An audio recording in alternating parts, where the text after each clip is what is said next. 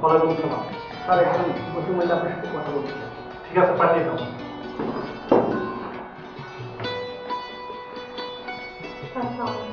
ওয়ালাইকুম আসসালাম, বসুন। কি সমস্যা বলুন? স্যার আমার ছেলেকে অপহরণ করা হয়েছে স্যার।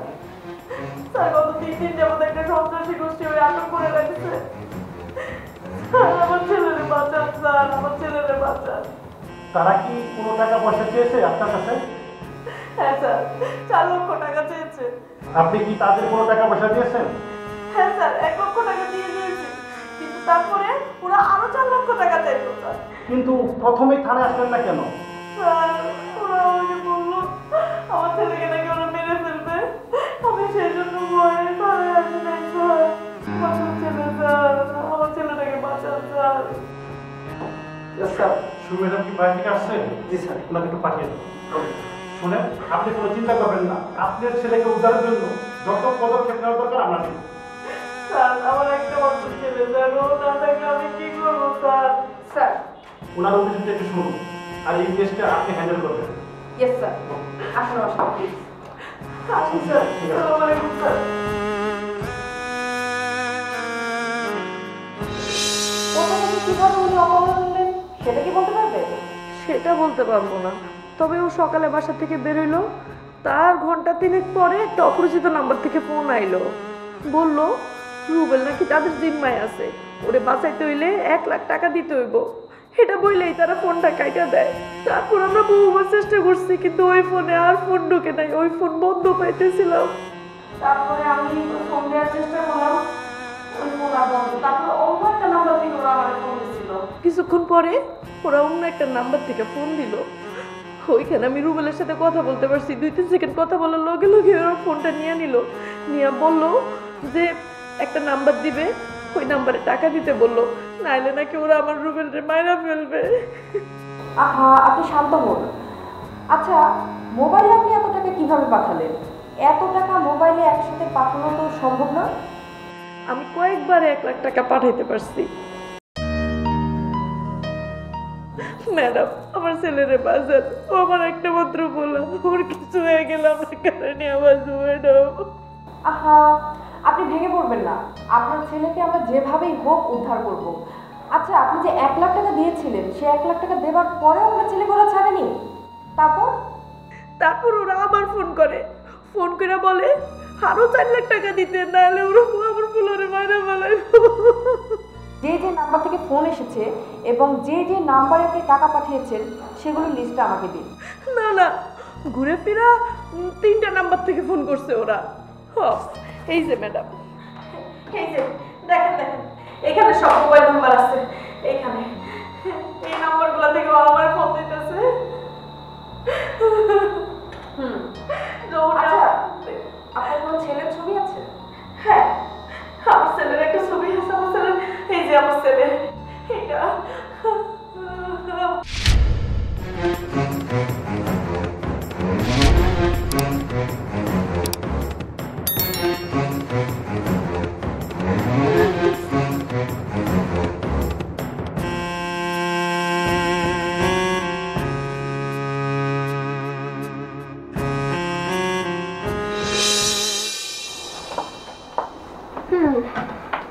কি হয়েছে বাবু, এত ঘামছো কেন? কি ভাবছো একবার ছাড়া পেলে আবার গলা টিপে মারবে? সেই সুযোগ তুমি কোনোদিনও পাবে না। তোমার বাবা মা যদি 4 লাখ টাকা না দেয় আর পুলিশের সাহায্য নয়, তাহলে আমরা তোমাকে মেরে ফেলবো। আর হ্যাঁ, মুখের টেপ খুলে দিয়েছি, চিৎকার করার সাহসও করবে না, তাহলে প্রথমবারের মতো গলা টিপে ধরবো। বুঝতে পেরেছো? এই তোমার আসল রূপ। কি করবো বলো বাবু, এটাই তো আমাদের পেশা। তোমাদের মতো সরল সোজা রোমান্টিক ছেলেদের প্রেমের ফাঁদে ফালিয়ে তারপর তাদেরকে চিহ্ন করি, তাদের থেকে টাকা আদায় করি। কি আর বলা, তাছাড়া তুমি যদি আমাদের পাতানো ফাঁদে না পা দিতে, তোমার এ দশা হতো না। কিছু মনে করো না। এর আগে 3 জনের অপহরণ করে অগো ফ্যামিলির কাছ থেকে 6 লাখ টাকা নিয়েছে। তুমি আমাগো এই যাবৎকালের সবচেয়ে বড় ক্লায়েন্ট। তোমার মার কাছ থেকে টাকা নিয়ে একটা জমি সেই জমিতে একটা বাড়ি করব। অবশ্য বাড়ি করার জন্য টাকাগুলো আমাদের এভাবেই জোগাড় করতে হবে। তবে হ্যাঁ, বাড়ির টাকার জন্য তোমাকে আটকে রাখবো না। তোমাকে কথা দিচ্ছি, তোমার মা যদি টাকা পাঠায় তোমাকে ছেড়ে দেব।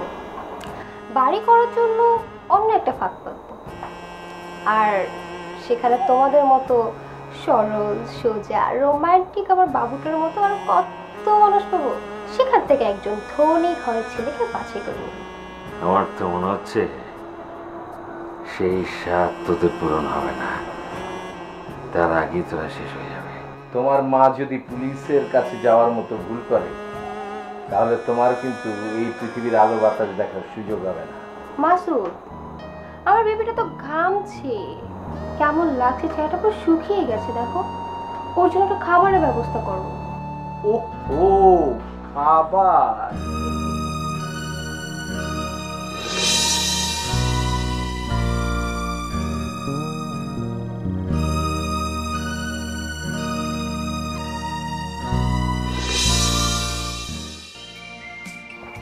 তো পরীক্ষা তো শেষ হলো। এখন তো আমাদের ঠিক মতো দেখাই হবে না, ফোন করো মাঝে মাঝে। হ্যাঁ, দেখা যাক। তুমিও তোমার যদি বেশি ব্যস্ততা না থাকে, চলো না কোথাও গিয়ে একটু বসি। আজকে আসলে ইচ্ছে করছে না, পরীক্ষাটা ভালো হয়নি তো সেই জন্য। আমারও খুব একটা ভালো হয়েছে সেটা না, তবে পাস করে যাব। দেখো, আমার তো শুধু পাস করলে হবে না, ভালো রেজাল্টও করতে হবে। আচ্ছা চলো একটু কোথাও গিয়ে বসি, দেখবে মনটা একদম ভালো হয়ে গেছে।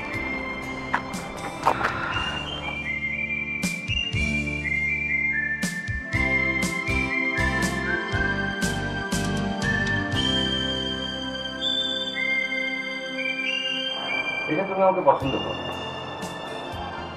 এই পছন্দটা মানে 8-10 জনের মতো সিম্পল না। মানে এক কথা যদি বলি যে তুমি আমাকে বিশেষভাবে পছন্দ করো। রাইট? দেখো, আমিও তোমাকে পছন্দ করি। আমার পছন্দটার মধ্যে একটু পার্থক্য আছে। আমি 8-10টা বন্ধুকে যেরকম পছন্দ করি, বান্ধবীকে যেরকম পছন্দ করি, ঠিক তোমাকে তার থেকে আলাদা করতে পারি না। তুমি আমার স্রেফ বন্ধু। এর চেয়ে বেশি যদি তুমি আমাকে নিয়ে ভেবে থাকো, আমি আসলে তোমাকে কষ্ট দিতে চাই না। You know what I talking about. হয়তোবা তোমার জন্য অনেক ভালো একজন মানুষ অপেক্ষা করছে, হয়তোবা আমার জন্য আরেকজন অপেক্ষা করছে। মানে পৃথিবীতে তো কারোর জন্য কেউ বসে নেই, কারোর জন্য কেউ অপরিহার্য না। আমি কি তোমাকে বোঝাতে পারছি? আসলে ভালোবাসাটা জোর করে হয় না। তুমি আমাকে ভালোবাসো না, কিন্তু তুমি যে আমাকে বন্ধু ভাবো তাতে আমি অনেক খুশি। শুধু তোমার কাছে আমার একটা অনুরোধ, তুমি আমাকে ভালো না বাসো, কিন্তু তোমাকে ভালোবাসার অধিকার থেকে আমাকে বঞ্চিত করো না প্লিজ। Don't be Seely. যে ভালোবাসার কোনো প্রতিদান নেই, কোনো রিটার্ন নেই, তুমি কেন এই ভালোবাসাটাকে পুষে রাখবে? কতদিন রাখবে? যতদিন আমার মনে ভালোবাসার শক্তি থাকবে ততদিন।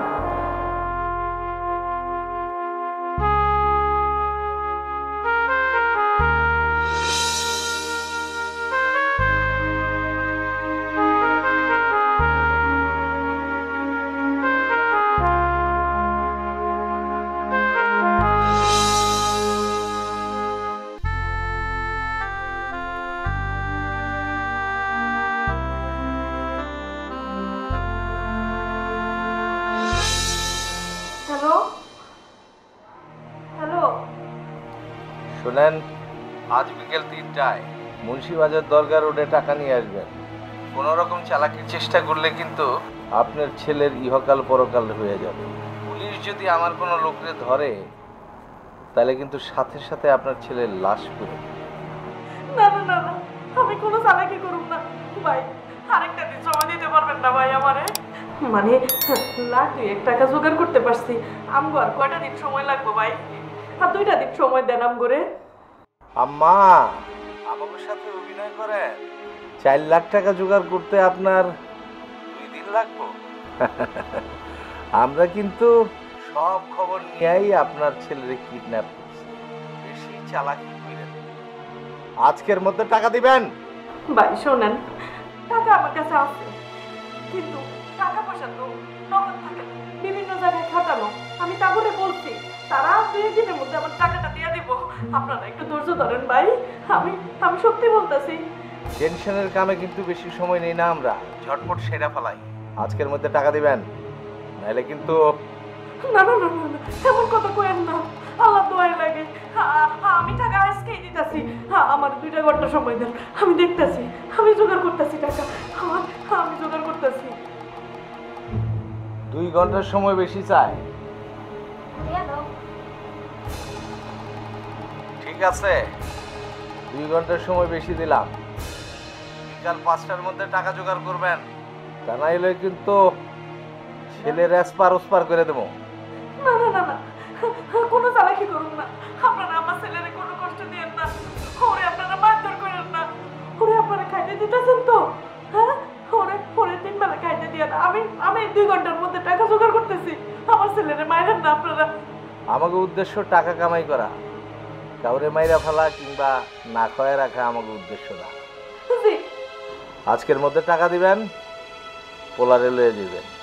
যদি বাধ্য করেন তাহলে ঠিকই না খাওয়ায় রাখুন এবং মাইরা ফেলাম। না বাবা না, ওর কোনো ক্ষতি করুন না তোমরা। আমি বিকাল 5টার মধ্যে আমি টাকা নিয়ে আইতাছি। আমার পোলাটার লগে একটু কথা কইতে দাও না বাবা, আমার পোলাটার লগে একটু কথা কইতে দাও। টাকা পাওয়ার পর যখন ছেড়ে দিব তখন মনে স্বাদ মিটায় কথা কয়েন। মনে রাখেন আম্মা, বিকাল 5টা। Hello hello hello,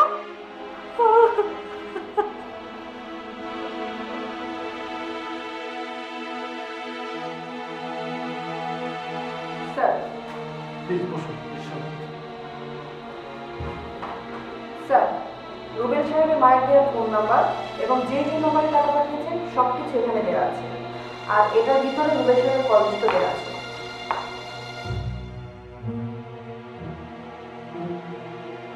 sir, Rubel সাহেবের সর্বশেষ অবস্থান ছিল মাঝির ব্রিজে, আর এই যে নাম্বারটা দেখতে পাচ্ছেন, এই নাম্বারে সর্বশেষ তার সাথে কথা হয়। এই নাম্বারটি একটি মেয়ের নাম্বার, নাম হচ্ছে মুনিয়া। এই নাম্বারে রুবেল সাহেবের সাথে বেশ কিছুদিন ধরে কথা বলতে দেখা গেছে, আর এই নাম্বার থেকে রুবেল সাহেবের মাকে ফোন করা হয়েছিল, আর এই নাম্বারেই টাকা পাঠানো হয়েছে। সবগুলির পরিচয় বের করা গেছে? সবগুলো নাম্বার আমরা খুঁজে বের করতে পারিনি, তবে যেই 3টা নাম্বার থেকে রুবেল সাহেবের মাকে ফোন করা হয়েছিল সেগুলো আনরেজিস্টার্ড। তবে যেই নাম্বারে রুবেল সাহেবের মা টাকা পাঠাতেন সেটি একটি এজেন্টের নাম্বার, আর সেই এজেন্টের ঠিকানা হচ্ছে বটতলা বাজার। তার মানে এই কিডন্যাপটা হয়েছে কোনো মেয়েকে ব্যবহার করে, রাইট? Exactly sir. মেয়েটির সাথে রুবেল সাহেবের কী ধরনের সম্পর্ক হতে পারে বলে আপনি মনে করেন? এই মুনিয়া রুবেল সাহেবের আত্মীয়স্বজন হতে পারে, আবার হতে পারে রুবেল সাহেবের বিশেষ কেউ একজন, অথবা মানে এখনকার যুগে যেটা হচ্ছে, বিভিন্ন বড় লোকের ছেলেকে সুন্দরী মেয়েরা প্রেমের ফাঁদে ফেলছে, এরকম কিছু একটা হতে পারে। হয়তোবা এটা কোনো ক্রাইম, ওই মেয়েটা সেই রুবেল সাহেবকে প্রেমের ফাঁদে ফেলে তাকে আটক করে রেখেছে। স্যার, নিচে মেয়ের ইনফরমেশন সব দেওয়া আছে। মেয়েটি তো বেশ সুন্দরী। স্যার, সুন্দরী মেয়ে ছাড়া তো আর প্রেমের ফাঁদ পাতা যায় না, কিন্তু রুবেল তো এত বোকা ছিল না, ও তো ভীষণ ট্যালেন্ট ছিল। আপনি কি তাকে ব্যক্তিগতভাবে চিনেন? হ্যাঁ, না না, আমি কিভাবে চিনব? আমি তো মাত্র জয়েন করেছি। চিনতে হলে তো এলাকার হতে হয় না, পড়াশোনা, চাকরি বাকরি অথবা। স্যার একটু হ্যালো, আসসালামু আলাইকুম আন্টি। জি জি আন্টি, না না, আপনি কোনো চিন্তা করবেন না, আমি ঠিক সময় মতো দরগার সামনে চলে যাব, আর আপনি টাকার ফলস ব্যাগটা অবশ্যই নিয়ে আসবেন। জি আন্টি। রুবেলের আম্মাকে একেবারে আন্টি ডেকে ফেললেন, এমন তো কারো ক্ষেত্রে দেখিনি। না মানে স্যার, স্যার আমি আসি।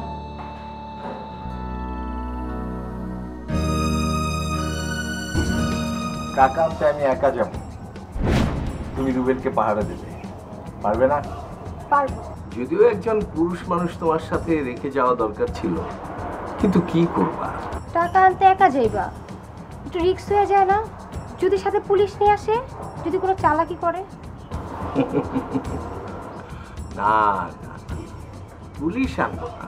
মানুষ সব খোয়াইতে রাজি, কিন্তু নিজের সন্তান খোয়াইতে রাজি না, একমাত্র পোলার জীবন। তুমি নিশ্চিন্তে থাকো। তারপর টাকা আনতে একা একা যাওয়া ঠিক হইব না, তুমি কাউরে সাথে নিয়ে যাও। আরে বাবা, কারে সাথে নিয়ে যাব? এই এলাকায় নতুন বাসা নিছি, কারোর সাথে তো তেমন পরিচয় নাই। তাছাড়া কাউকে সাথে নিয়ে গেলে তো আবার তারে ভাগ দিতেই। ঠিক আছে, তাহলে তুমি যাও। ওরে আমি খেয়াল রাখো, যদি কোনো চালাকি করে লগে বটি দা ছুরি সব রাখো, কিছু করলে একদম কোপ বহায় দিব। যাও তুমি। বুঝো কিন্তু। এত বুঝাবুঝির কি আছে? আমি এত দুর্বল মনে মাইয়া না। যদি হইতাম তাহলে তোমার মতো ক্রিমিনালের সাথে ক্রাইম করতে পারতাম না, বুঝছো? তা অবশ্য ঠিক। বুঝতে পারছি। রুবিনা বেগমের কাছে ফোনে তাহলে লাস্ট এই লোকেশন থেকে ফোন আসছে। জি স্যার। শুনুন, আপনি দুইটা টিম নিয়ে যাবেন। একটা টিম ঘটনার সাথে সাথে থাকবে, আরেকটা টিম লাস্ট ফোনের যে লোকেশন সেখানে অবস্থান করবে। Yes sir. মনে রাখবেন, ক্রিমিনালরা কিন্তু বোকা হয় না, আর কোনো বোকা লোক ক্রাইম করতে পারে না। তার মানে গ্রুপটা কিন্তু বেশ সতর্ক। এটা ভাববেন না যে এই প্রথম তারা অপরাধ করছে, বুঝতে হবে এর আগেও এরা 2-4টা ক্রাইম করছে। জি স্যার। যে লোকেশনে রুবিনা বেগমকে টাকা নিয়ে থাকতে বলছে, হতে পারে সেই লোকেশনের টাকা হাত বদল হবে না। Correct sir. তার মানে রুবিনা বেগম লোকেশনে পৌঁছাবার পর তারা তাকে ফোন দিয়ে বলবে অন্য দিকে যেতে। আপনারা কিন্তু সর্বক্ষণ রুবিনা বেগমকে ফলো করবেন। Correct sir. এমনও হতে পারে যে রুবিনা বেগম ফোন বের করে যে আপনাদের তথ্য দেবে সেই সুযোগ নাও পেতে পারে। Exactly sir. আপনারা আপনাদের মতো করে রুবিনা বেগমকে ছায়ার মতো ফলো করতে হবে। একটা কথা মনে রাখতে হবে, ওরা কিন্তু রুবিনা বেগমের গতিবিধির দিকে নজর রাখে। Correct sir. রুবিনা বেগমের সাথে কেউ আসছে, আগে পরে কেউ আসছে কিনা সেদিকে তীক্ষ্ণ নজর রাখবে। স্যার, আমরা সাধারণ পাবলিকের মতোই ভিকটিমের আশেপাশে অবস্থান করব।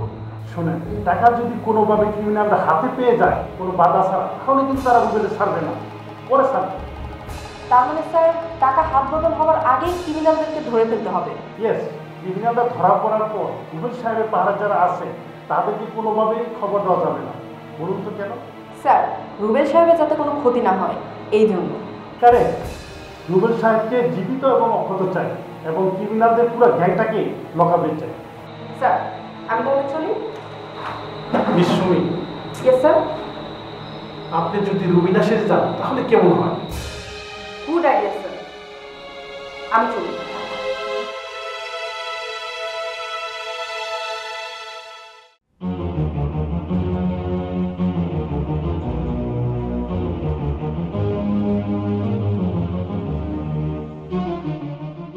আহারে, আজকের পরে তোমাকে দেখতে পাবো না, তোমাকে খুব মিস করব। তোমার মা 4 লাখ টাকা দিয়ে তোমাকে ছাড়িয়ে নিয়েছে। যদি কোনো চালাকি করে এই ছুরি দিয়ে 300 টুকরা করব। কিছু বলছো না যে? তুই আমার সাথে এত বড় বেইমানি করলে? তুই মানুষ না, তুই একটা জানোয়ার। তোকে আমি চিনতে ভুল করেছিলাম। তাই এখন চিনে নাও, দেখো এটাই আমি, আমার আসল রূপ। তুই জানোয়ার, তুই আমাকে করবি 300 টুকরা। কি করবা বেবি, কি করবা?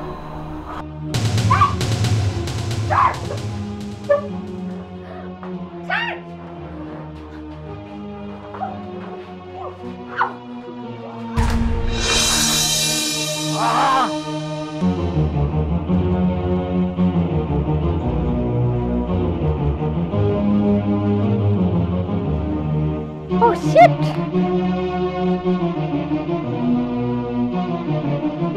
হ্যালো বাবা, আপনি যে আমাকে দরগা থেকে একটু সামনে আসতে বললেন, আমি তো আসছি বাবা। আপনি কই বাবা? আম্মা যেখানে আছেন ওইখানেই দাঁড়ান। আচ্ছা বাবা।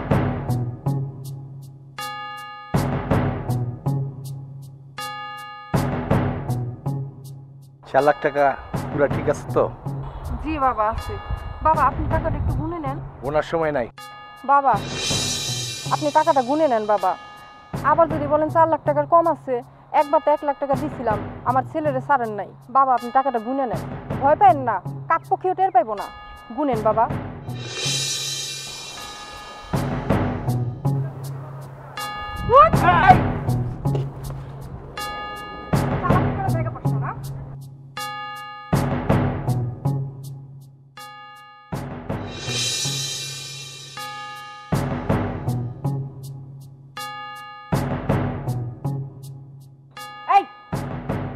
দেখতে পেলাম না। কোথায় গেছে সব বল? পুরো বাড়িতে তো আমিও কাউরে দেখলাম না। মুনিয়া মনে হয় রুবেল রেনিয়া অন্য কোথাও শুয়ে গেছে। শিট, কোথায় গেছে ওরা বল?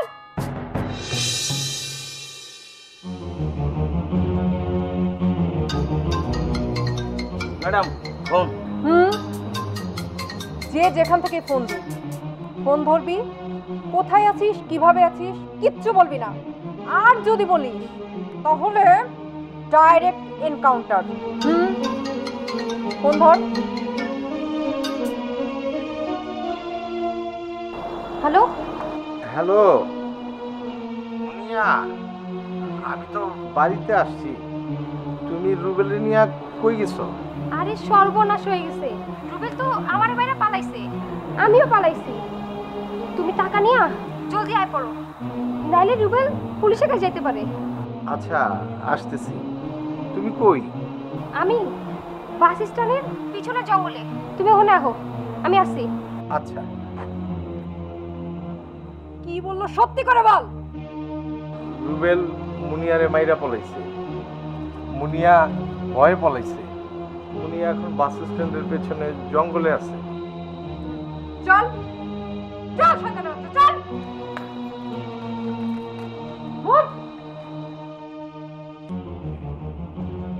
হ্যালো, জি ম্যাডাম, জি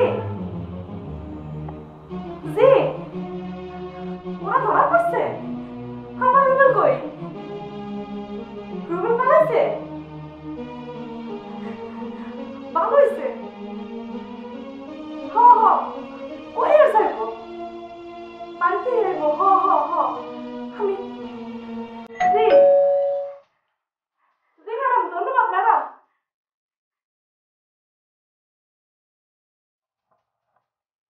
বাবা বাবা, তুই আসছিস বাবা?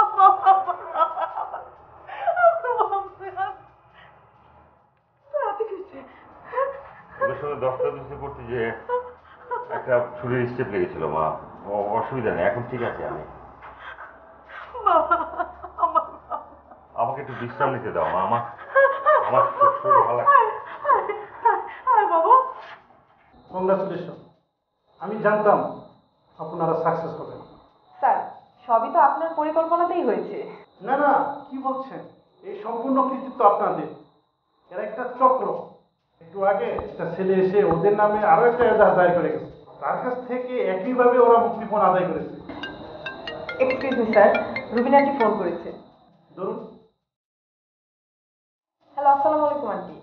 ও তাই নাকি? প্রাথমিক চিকিৎসাও নিয়ে ফেলেছে? খুব ভালো। আচ্ছা ঠিক আছে, একটু রেস্ট নিন, তারপর ওনাকে একটু থানায় পাঠিয়ে দিবেন। জি জি আন্টি, আসসালামু আলাইকুম, রাখছি। স্যার, রুবেল সাহেব বাসায় ফিরেছেন, একটু আহত হয়েছেন উনি, কিন্তু প্রাথমিক চিকিৎসাও নিয়েছেন, এখন ভালো আছে। শোনেন মিশুরি, ক্রিমিনালদের কঠিন শাস্তি দিতে হবে, মামলায় যাতে কোনো ফাঁক ফোকর না থাকে। Yes sir. আপনি আসুন।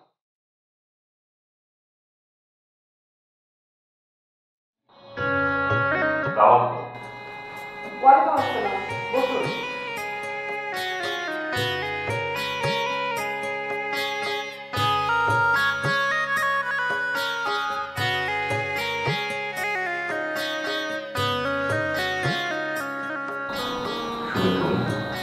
হ্যাঁ, আমি এখানে নতুন জয়েন করেছি, প্লিজ বসুন।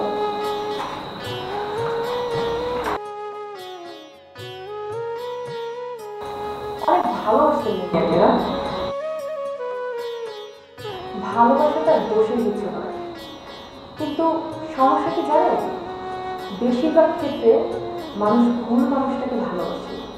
যেমন আমার ভালোবাসাটা ছিল ভুল, আর আপনিও ভুলটা করেছেন, কিন্তু দুইজনের ভুলটা দুই রকম, তবে একটা ক্ষেত্রে একই রকম। আমি যেমন একটা ভুল মানুষকে ভালোবেসেছিলাম, তেমনি আপনি মুনিয়ার মতো একটা ক্রিমিনালকে ভালোবেসেছিলেন। মিলটা হচ্ছে আমি যাকে ভালোবেসেছিলাম সে আমাকে ভালোবাসে, আর আপনি যাকে ভালোবেসেছিলেন সে আপনাকে ভালোবাসে। তো মিস্টার রুবেল, আপনার শরীর এখন কেমন? জি আমি ভালো আছি। আপনি জবানবন্দি দিতে প্রস্তুত তো? জি। পুরো ঘটনাটা আমাকে খুলে বলুন, আমি নোট করছি। মুনিয়ার সাথে আপনার পরিচয়টা কিভাবে এবং কি ধরনের সম্পর্ক ছিল? বন্ধু হিসেবে নয়, একজন আইনের লোক হিসেবে জানতে চাচ্ছি। আমি যখন বাইরে পড়াশোনা করতাম, অর্থাৎ আমি যখন বিদেশে ছিলাম, তখন এফবিতে ওর সঙ্গে আমার পরিচয় হয়। আমরা প্রায় চ্যাটিং করতাম, কথা বলতাম, ভিডিও কলে অনেকবার কথা বলেছি। তখন থেকে আমাদের মধ্যে একটা সখ্যতা, নানা বিষয় নানা কিছু নিয়ে আমাকে অ্যাট্রাক্ট করেছে। That's why. কি এমন দেখলেন তার মাঝে যে আপনার মতো একজন শিক্ষিত সচেতন মানুষেও তার প্রেমের ঘরে পা দিলেন? দেখুন, কথাটা আসলে আপেক্ষিক। আপনি যেভাবে আসলে কথাটা আমাকে বলতে চাইছেন, একজন মানুষ প্রেমে পড়তেই পারে, ছেলে হোক মেয়ে হোক, আপনিও পড়তে পারেন। আমরা আসলে অন্যভাবে বিষয়টাকে না দেখি। যেমন আমি তো বললামই, ওর অনেক কিছু আমাকে অ্যাট্রাক্ট করেছে।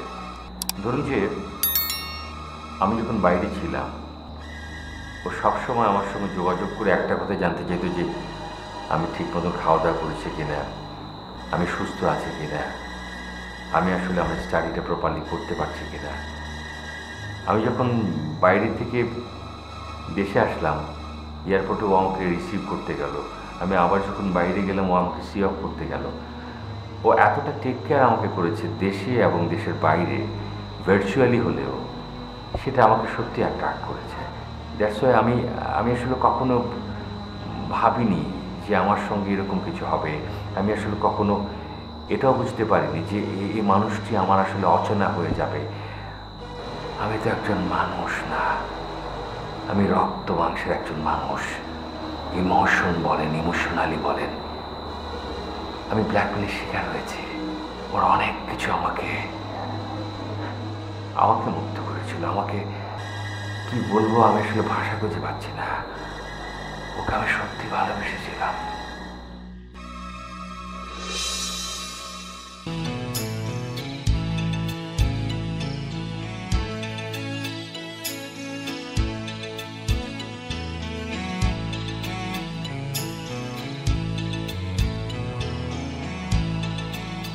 কি দেখছো? তোমাকে। আমাকে দেখছো? আমাকে দেখার কি আছে? সেটা তো আমিই জানি। তারপরে বলো না, শুনি। তো আমাকে মায়ের সাথে কথা বলতে পারে কিছু? মাকে এখনো তোমার সম্পর্কে কিছু বলিনি।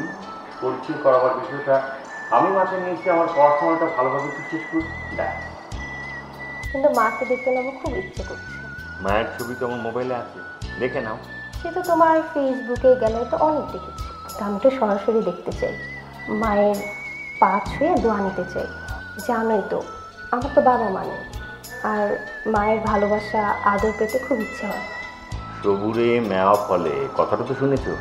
আসলে আমি তো সুন্দরী না, কিন্তু তবুও তোমার মতো বিদেশি কালচারে মিশে যাওয়া একটা মানুষ আমাকে ভালোবাসে, কি করে হলো? সেটা বলার সময় এখনো আসেনি। বলো না প্লিজ। এখন না, পরে কোনো একটা সময় বলবো। তবে এখন শুধু এইটুকু জেনে রেখো, পৃথিবীতে আমার মনে হয় কি, তুমি সবচেয়ে অ্যাট্রাক্টিভ একটা মেয়ে। আমি আসলেই তোমাকে ভালোবেসে ফেলি, নিজের অজান্তে বলবো না, খুব বিচক্ষণতার সাথে। আমি লাভ। আমি সত্যি অনেক ভাগ্যবতী একটা মেয়ে। তোমার মতো এত স্কলার একটা ছেলে ভালোবাসা পেয়েছি। আমার বাবা মা থাকলে তারাও অনেক খুশি হতো। তোমার মতো একটা লক্ষ্মী মেয়েকে বউ হিসেবে পেলে আমার মাও খুব খুশি হবে। এই ভালোবাসা চিরদিন থাকবে তো? অন্য 8-10 জনের মতো বলবো না যে চিরদিনই থাকবে, শুধু এইটুকু বলি, মৃত্যু আমার এই ভালোবাসা থাকবে। এত সুখ আমার কপালে সইবে তো? আমি যদি বলি এতটুকু সুখ পাবার অধিকার তোমার আছে, আর তুমি যদি বলো ওয়াই, আরে বাবা, বাপ মা মরা একটা মেয়ে, তুমি বলতে গেলে এতিম। চাচা চাচির টর্চার সহ্য করে তুমি জীবনের অনেক কঠিন পথ পাড়ি দিয়েছ। তুমি তো এই সুখটুকু ডিজার্ভ করো, তাই না? তোমার মতো এত ভালো মনের মানুষকে ভালোবাসতে পেরে আমি ধন্য, আমার জীবন ধন্য। তুমি কি আমার কোলে তোমার মাথাটা একটু রাখবে? কেন? তোমার মাথায় একটু হাত বুলিয়ে দিব, আর তোমার টেক কেয়ার করতে পারলে আমার খুব ভালো লাগবে, শুধু আমার কৃতজ্ঞতা বোধ থেকে।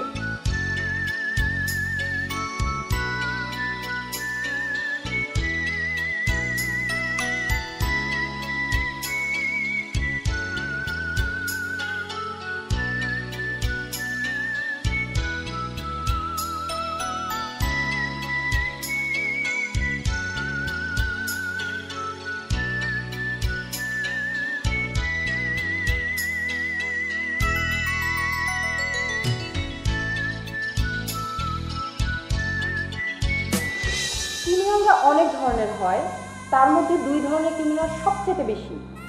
এক ধরনের ক্রিমিনালরা অমানবিক এবং ভীষণ উগ্র হয়। পৃথিবীর কোনো ধরনের ডর ভয় তাদের মধ্যে কাজ করে না, খুবই রূঢ় হয় তাদের ব্যবহার। আরেক ধরনের ক্রিমিনাল আছে যাদের মুখের ভাষা চমচম এবং রসমালাইয়ের মতো খুবই মিষ্টি হয়।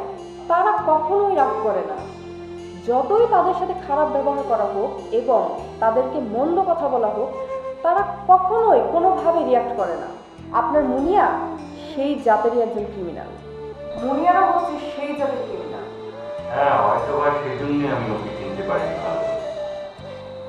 এদের চেনা যায় না মিস্টার, এরা খুব ধুরন্ধর এবং চতুর হয়, আর এরা সব ধরনের ক্রাইম করতে পারে। এদেরকে বলা হয় ঠান্ডা মাথার ধনী। তারপর কিডন্যাপ হলেন কিভাবে? আমি দেশে এসে আবার যখন বিদেশে চলে যাই, ওর সঙ্গে আরো ঘনিষ্ঠ হবার সুযোগগুলো আমার আসে। আমি প্রতিনিয়ত ওর সঙ্গে কথা বলতাম, প্রতি ঘন্টায় প্রতি মিনিটে ওর সঙ্গে আমার কথা বলতে ইচ্ছে করত। দেশে থাকাকালীন আমি মাকে কিছু বলিনি, কারণ আমার অন্য জায়গায় বিয়ে ঠিক করা ছিল, সেকেন্ড ম্যারেজ। মাকে আমি হার্ট করতে চাইনি। কিন্তু আবার যখন বাইরে যাই, তখন ফোনে মাকে আমি ওর বিষয়ে একটু টাচ দিই, মাকে বলি যে আমার একটা পছন্দ আছে। মা কষ্ট পাননি। এক কথা বলতে পারেন যে আমি ওর টানে আবার দেশে চলে আসি, মায়ের সঙ্গে বসে ওর বিষয়ে ভালোভাবে কথা বলি।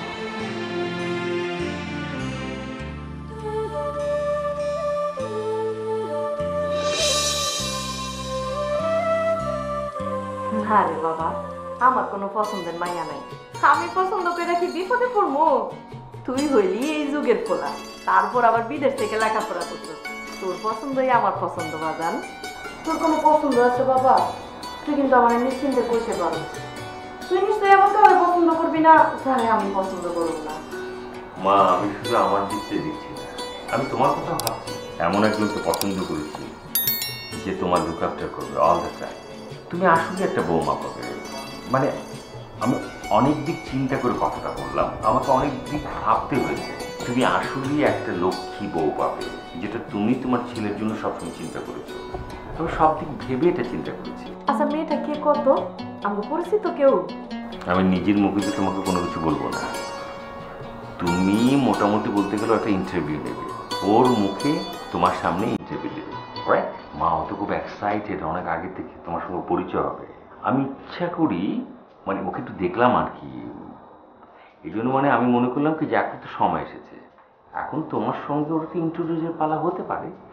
আমার দেখার পর্ব শেষ, এখন তুমি দেখবে। দেরি করতেছস কেন তাইলে? বল। একটা সমস্যা আছে মা। কি সমস্যা? তুমি কোনো আত্মীয় পাবে না ওর। মানে? ওর বাবা মা কেউ নেই, চাচা চাচির কাছে মানুষ হয়েছে, অনেক অবহেলায়, অনেক টর্চার সহ্য করে। আমি তোমাকে আসলে এত কিছু বলতে চাচ্ছি না। মানে মায়াটা এতিম? তবে মেয়েটা না খুবই ভালো, তুমি কিন্তু ওকে পেয়ে খুব খুশি হবে। অর্থাৎ আমি সুখী হব, তুমি খুশি হবে, এরকম আর কি। বাজান, এতিম বিয়া করা তো সোহাবের কাম। আমার কোনো আপত্তি নাই বাজান। তুই একদিন ওরে নিয়ে আয়, আমি ওরে দেহি, ওরে আমি দোয়া কইরা দিই প্রাণ বইরা। আচ্ছা, ওর কি কোনো ছবি আছে? ছবি তো আছে অবশ্যই, কিন্তু আমি তো ওকে সরাসরি তোমার সামনে নিয়ে আসতে চাই। এটা একটা সারপ্রাইজ হবে তোমার। তোর পাগল। ঠিক আছে, তুই যেটা ভালো মনে করছ ওইটাই কর, ওরা একদিন নিয়ে আয়। দু একদিনের মধ্যে নিয়ে আসছি। যাক, আমি একটু নিশ্চিন্ত হইলাম। বল বাবা, আমি এই আনন্দে তোর লোক একটু চা করে নিয়ে আসি।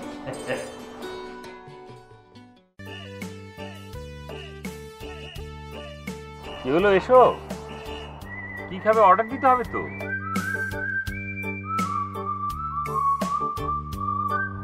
আমার না হাত পা খুব কাঁপছে, ভয় লাগছে। কেন? তুমি বসো না, বসো। শোনো, আমি মাকে তোমার কথা খুব ভালো করে বলেছি। মা একটা কথাই বলেছে, আত্মীয় স্বজন দিয়ে কি হবে, তুই যেখানে সুখী হবি সেখানেই আমরা সুখী। বুঝতে পেরেছো তো? তোমার মায়ের মতো মা পাওয়া সত্যিই ভাগ্যের ব্যাপার। তাহলে কবে তোমাকে মায়ের সামনে নিয়ে যাব? কাল। ওকে। আচ্ছা, তোমাদের আত্মীয় স্বজনের মধ্যে কেউ পুলিশ বা র্যাবে আছে? কেন?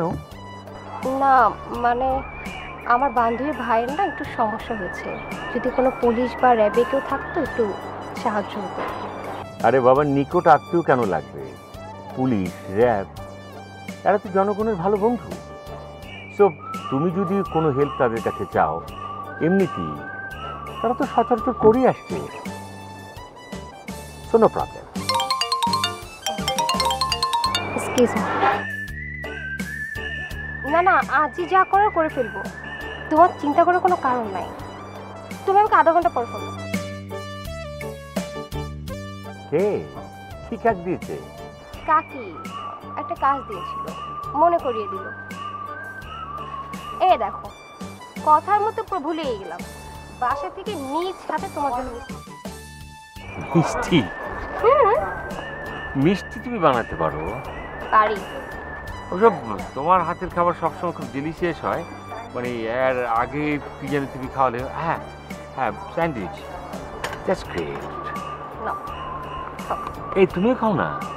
তুমি খেলে আবার খাওয়া হবে, খাও।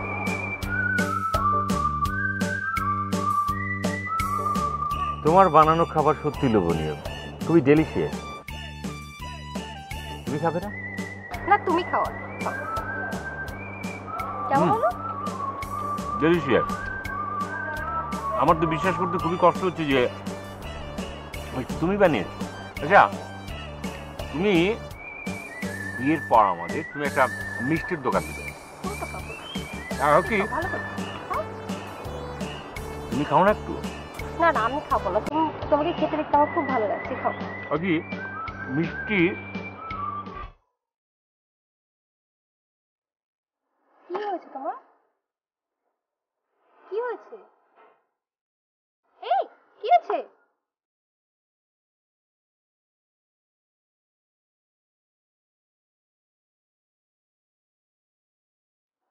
কাজ হয়ে গেছে, জলদি এসো, তাড়াতাড়ি এসো, তাড়াতাড়ি এসো।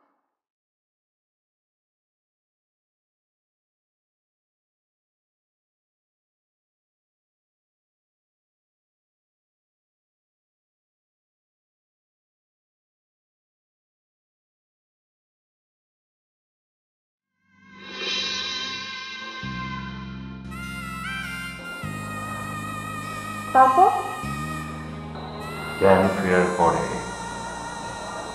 আমি দেখি আমি বন্দি। আমি তখন বুঝতে পারলাম মনিয়া এবং তার হাজবেন্ড দুজনে মিলে আমাকে ব্ল্যাকমেল করেছিল এবং আমাকে কিডন্যাপ করেছে। কখন, কোথায়, কিভাবে নিয়েছিল কিছু বলতে পারবেন? আমি আসলে কোনো কিছুই চিনতে পারিনি। আচ্ছা, এখন কি আফসোস হয় নিজের বোকামির জন্য? নিজের উপর চরম ঘৃণা হচ্ছে আমার। অন্যকে কষ্ট দিয়ে কি সুখ পেতেন? তিরস্কার। আপনাকে আমাদের সাথে কোর্টে যেতে হবে। কেন? আমাকে আপনি সবকিছু যেভাবে খুলে বললেন সেইভাবেই ম্যাজিস্ট্রেটের কাছে সবকিছু খুলে বলতে হবে। ওদের কঠিন শাস্তি দেওয়ার জন্য যা যা করার দরকার আমি তাই করব।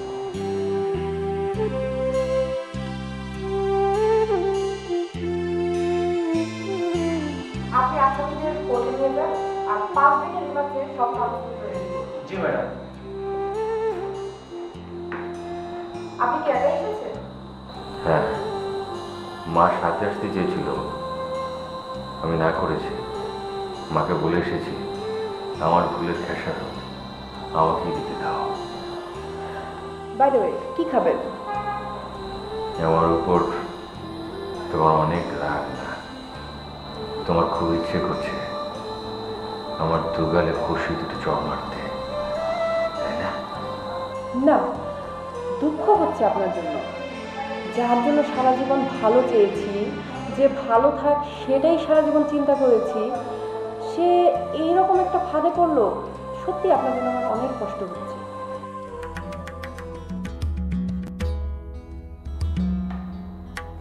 তোদের সাথে কে কে জড়িত আছে এই ঘটনার সাথে? কি হলো বল? এরকম প্রেমের ফাঁদে ফেলে আর কয়টা ছেলের পরিবারের কাছ থেকে টাকা হাতিয়েছিস বল? এটাই প্রথম। কাহিনী সহজ সরল ছেলেদের সাথে এরকম করতে তোর লজ্জা করে না? বল, আর কয়টা ছেলের জীবন নিয়ে তুই এরকম করেছিস? কয়টা ছেলের জীবন তুই নষ্ট করেছিস বল আমাকে? এর আগে আর দুজনের সাথে এরকম করেছে। তাদের নাম এবং ঠিকানা বল। একজন নাজিম ঢাকার গুলশানের ছেলে, আরেকজন সেলিম ঢাকার উত্তরার ছেলে। এবার বল, রুবেলকে মিষ্টি খাওয়িয়ে অজ্ঞান করে তারপর কিভাবে তোদের আস্তানায় নিবি? সেদিন মাইক্রো নিয়ে ওকে আশেপাশে থাকতে বলেছিলাম। রুবেল যখন অজ্ঞান হয়ে যায় আমি ওকে ফোন দিই। ও অচেনা মানুষের মতো এসে সাহায্যের হাত বাড়িয়ে দেয়। আশেপাশে কোনো লোকজন ছিল না? দুজন লোক ছিল, তাদেরকে বলেছি রুবেল আমার স্বামী, ওকে হসপিটালে নিয়ে যাচ্ছি। তার আর কিছু বলেনি। স্বামী স্বামী সংসার কোনোটাই তোর কপালে জুটবে না। এই জেলের ভার তোকে সারা জীবন খেতে হবে, সারা জীবন তোকে জেলে পচে মরতে হবে।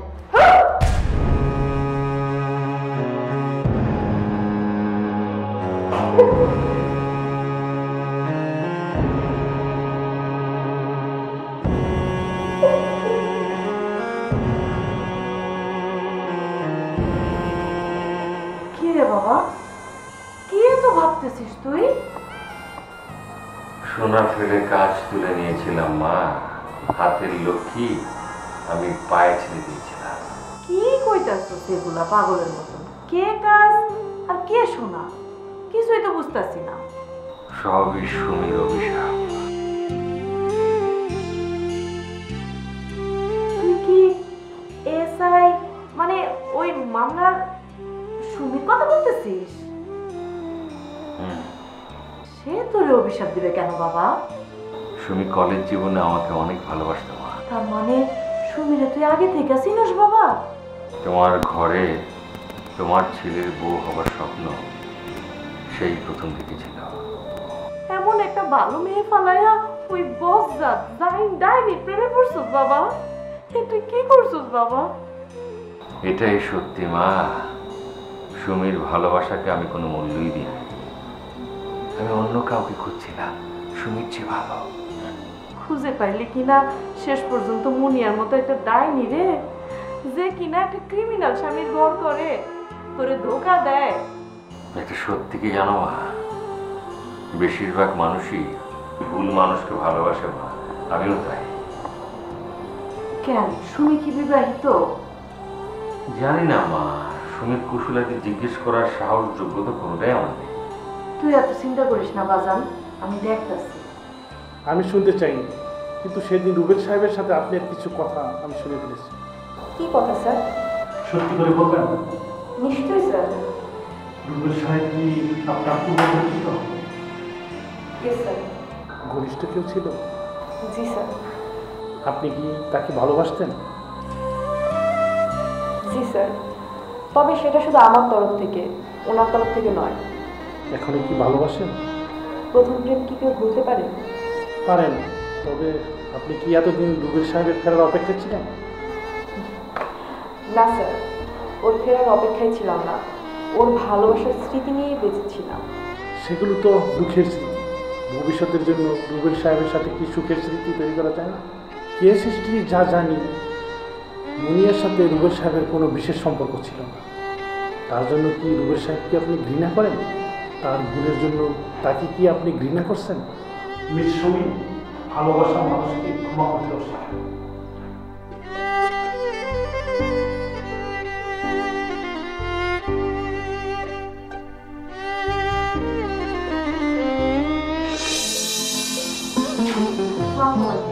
ওয়ালাইকুম সালাম। আপনি? জি আপনি আমাকে তুমি করে বলতে পারেন। আমি আর রুবেল একসাথে পড়াশোনা করেছি। জি আমি জানি। আসো মা, ভিতরে আসো। মা, ওর মনটা ভালো না মা, তোমরা বসে গল্প করো, আমি তোমাদের জন্য চা বানিয়ে নিয়ে এসেছি। আমার যে কি খুশি লাগতেছে তোমার দিকে। বস, যাও মা, ভিতরে যাও। যাও যাও।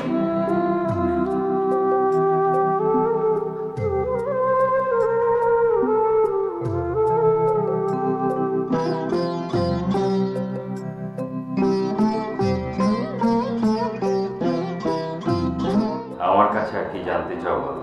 যা জানার আমি তো সব কিছু তোমাদেরকে বলেছি। আমি তো আইনের লোক হিসেবে তোমার কাছে আসিনি। তাহলে কেন এসেছ? আমার কাটা গায়ে নুনের ছিটে দিতে। তাতে করে তুমি খুব খুশি হও না, তুমি খুব সুখ পাও। আমি তো এখন তোমাদের কাছে একটা একটা হাসির পাত্র। যত নুনের ছিটা আমার কাটা গায়ে দেওয়া যায় ততই তো তোমাদের ভালো লাগবার কথা। তোমার নিঃস্বার্থ ভালোবাসাকে পায়ে ঠেলে দিয়ে আমি একটা মরীচিকার পিছনে দৌড়াচ্ছিলাম। সর্বশেষ প্রমাণ হলো ওটা একটা মরীচিকা ছিল। এটাই তো আমার অপরাধ, তাই না? ওর সাথে তোমার সম্পর্ক কি পবিত্র ছিল, নাকি ওর পাল্লায় পড়ে অপবিত্র হয়ে গিয়েছিল? সেটা হলেও তো ভালো ছিল। তবুও তো নিজের মনটাকে সান্ত্বনা দিয়ে বলতে পারতাম, ওরে মন, কিছু তো পেলি। মানুষের জীবন একেবারে সাদামাটা হয় না, ভুল ত্রুটি মিলেই মানুষের জীবন। তাই বলে কি মানুষের জীবন থেমে থাকবে? মানুষ মাত্রই তো ভুল করবে, এটাই স্বাভাবিক। ভালোবাসা কি এতটাই মহান যে সমস্ত ভুলগুলোকে ভুল ভেবে আবার নতুন করে সাজানো যায়? যে ভালোবাসায় ত্যাগ না থাকে, ক্ষমা না থাকে, সেটা তো কোনো ভালোবাসাই নয়। এত বড় ভুল, এত বড় অন্যায় কি ক্ষমা করা যায়? কিন্তু আমি তো তোমাকে ক্ষমা করে দিয়েছি।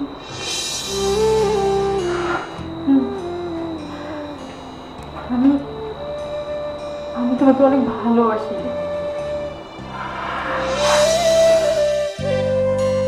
আমাকে ছেড়ে তুমি কখনো যেও না প্লিজ।